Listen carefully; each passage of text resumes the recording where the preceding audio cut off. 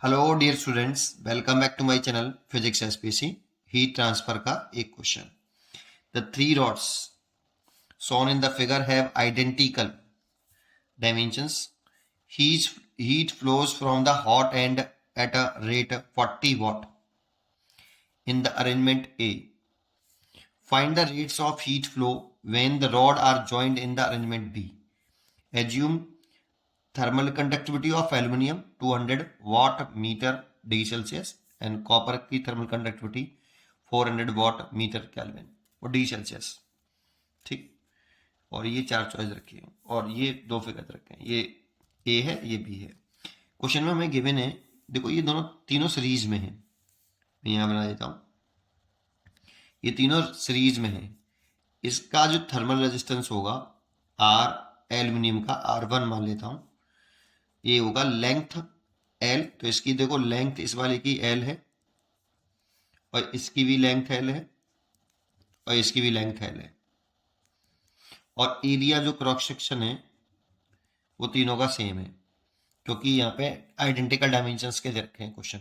ठीक है, तो L upon thermal conductivity aluminium का, तो के एल्यूमिनियम कितना बेटा, के एल्यूमिनियम इंटू ए, और इसका लिखें thermal conductivity R2 is equal to L upon K copper into A, और R3 लिखें तो L upon K aluminium into ए।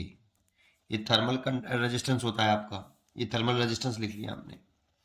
ठीक है, तो देखो इसको ऐसे बना सकते हैं हम डायग्राम को, फर्स्ट केस को, ए वाले केस को ऐसे, एक रेजिस्टेंस, ये तीनों रेजिस्टेंस थर्मल रेजिस्टेंस जो है सीरीज में कनेक्टेड है बेटा ऐसे, और यहाँ इस एंड पर टेम्परेचर मेंटेन कर रखा है 100 डिग्री सेल्सियस और इस जगह पर कर रखा है 0 डिग्री सेल्सियस।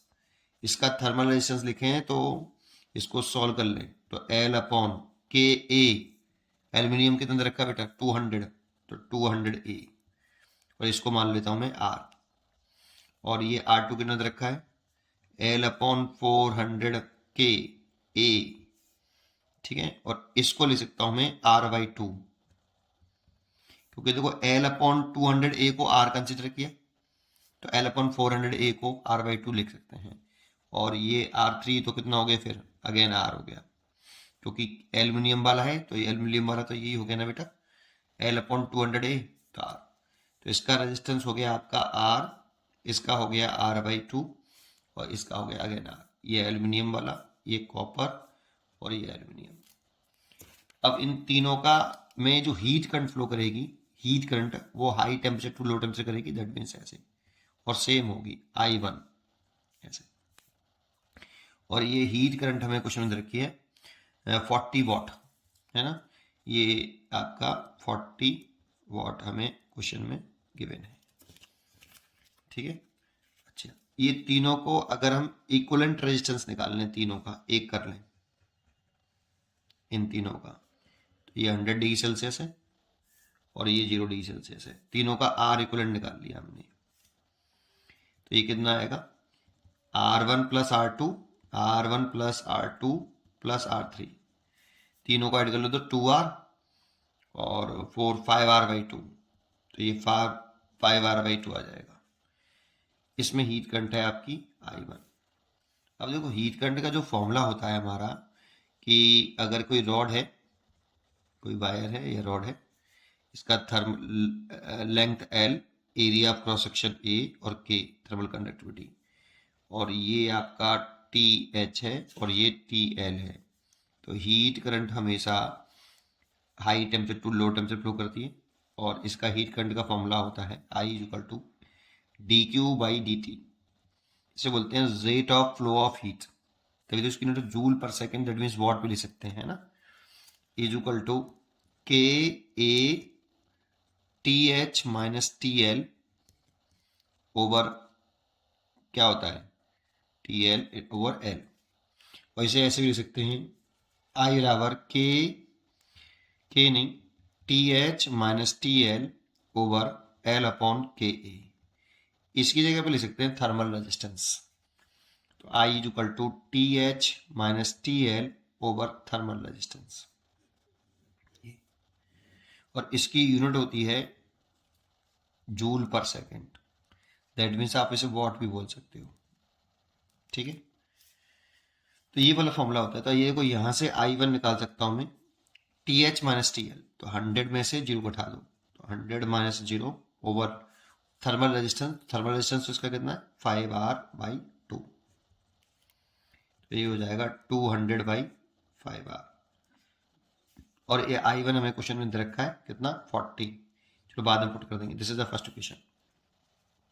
I1 गिवन है 40 वॉट। ये तो फर्स्ट ए केस हो गया। अब बी केस में ये तीनों पैरेलल में लगे हुए हैं। सेकंड केस क्या है बी, ये तीनों रेजिस्टेंस आपके पैरेलल में लगे हुए हैं।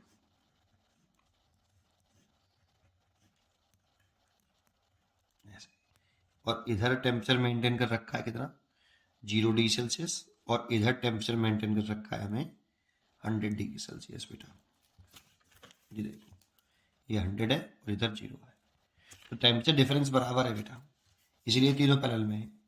अब इसमें हीट करंट फ्लो करने के लिए पहले इन तीनों को एक कर लो। देखो इसका रेजिस्टेंस R एल्यूमिनियम था ऊपर, तो R एल्यूमिनियम का तो R था, ये कॉपर का R/2 और ये R, तीनों का पैरेलल इक्विवेलेंट रेजिस्टेंस निकाल लें। तो R equivalent is equal to 1/R1 plus 1/R2 plus 1/R3। और तीनों को अगर हम पैरेलल में कर लेंगे तो कुछ डायग्राम इस तरह से बन जाएगा।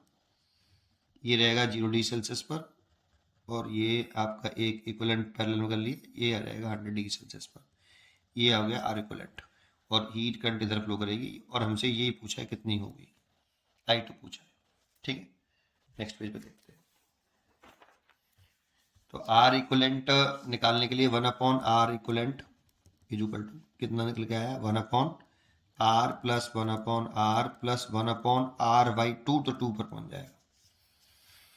तो ये हो जाएगा 4/R 1/R इक्विवेलेंट। तो R इक्विवेलेंट आ गया आपका R/4 इस वाले केस में।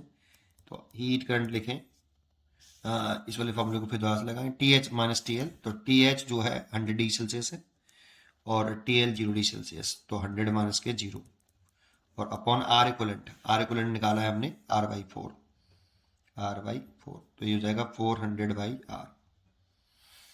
ये क्वेश्चन नंबर 2। I2 ही हमसे पूछा है, तो क्या करें सेकेंड डिवाइड बाई फर्स्ट। तो I2 upon I1 is equal to 400/R into, divide में आएगा वैसे तो, मैं नीचे से ऊपर ले आ रहा हूँ, डायरेक्टली कर देता हूँ, आप कर लेना इसको, ठीक है। 5R/200, I1 लिख रखा था 200/5R। जब हम यहाँ 200/5R लिखेंगे तो उल्टा हो जाएगा, कैसे हो जाएगा, R से तो R कट गया, 200 से ये 2 बार कट गया। I2 है, I1 दे रखा है हमें कितना 40, और ये हो गया 10, तो यहाँ से I2 निकल आएगा आपका 400 वॉट या जूल पर सेकेंड। इसीलिए इसका आंसर हो गया C चॉइस इज करेक्ट।